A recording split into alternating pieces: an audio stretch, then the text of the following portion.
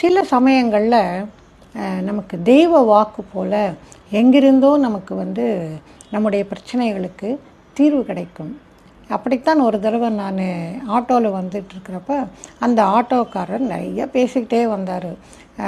அரசியல் பற்றி, சினிமா பற்றி அப்படிலாம் பேசிக்கிட்டே வந்தவர். நடுவில் ஒரு மிக மிக உபயோகமான ஒரு டிப்ஸ் கொடுத்தாரு.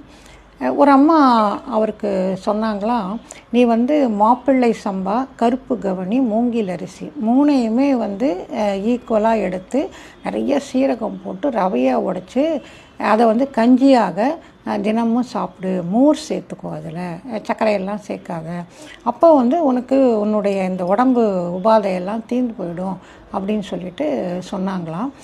அவர் எப்போவுமே ஆட்டோவில் உட்காந்துக்கிட்டே போகிறதால இந்த கால் மடக்கியே இருக்கும். அதனால் மூட்டு வலி நிறைய இருந்துகிட்ருக்குமா.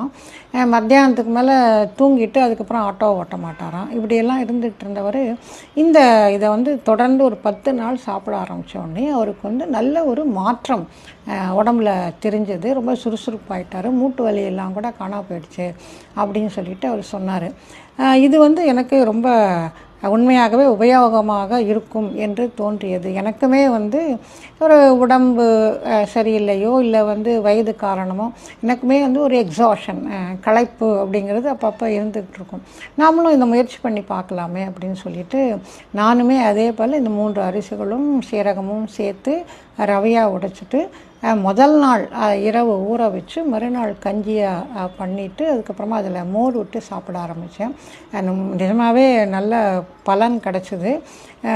எனக்குமே அந்த களைப்பு, எக்ஸாஷன் அப்படிங்கிறது அப்புறம் இல்லாமல் போயிடுச்சு. அதை நீங்களும் ட்ரை பண்ணி பாருங்கள். சுகர் இருக்கிறவங்களும் இதை சாப்பிட்லாம். ஏன்னா இதில் நிறைய தவிடு இருக்கிறதால தவிடுங்கிறது மிக நல்லது, அந்த சுகரை குறைக்கக்கூடியது அப்படின்னு சொல்லிட்டு டாக்டர்ஸ் எல்லாம் சொல்கிறாங்க. அதனால் நீங்களும் இதை முயற்சி செய்து பாருங்கள்.